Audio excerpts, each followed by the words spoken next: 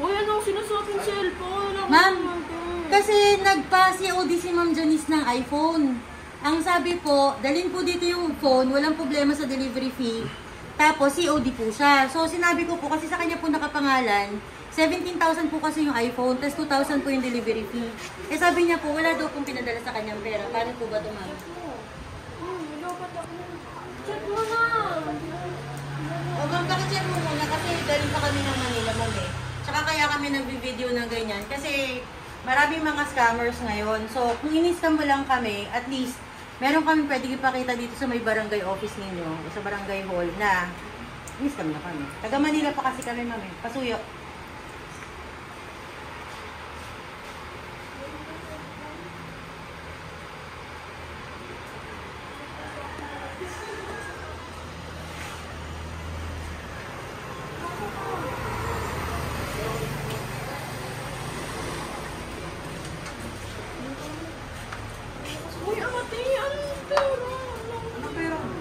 Ma'am, kasi po nagpa-deliver po si Ma'am Janice ng COD ng iPhone.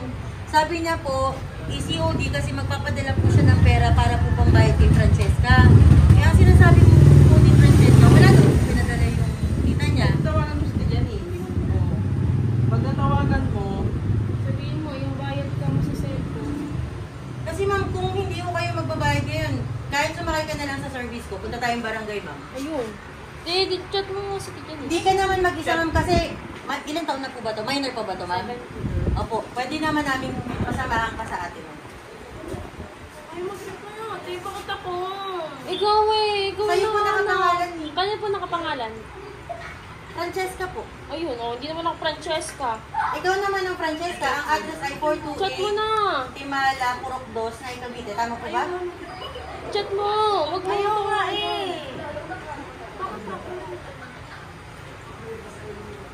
Ganito na lang, ma'am, kasi hindi rin kami pwede magtagal kahit hindi po kami taga dito. Punta na lang muna tayong barangay, ma'am, para Tara na. ma-settle po natin. Ano ba ito? Ba't ako nasama sa barangay? Dami na umorder niya. Eh, ma'am, sa'yo nga pinangalan.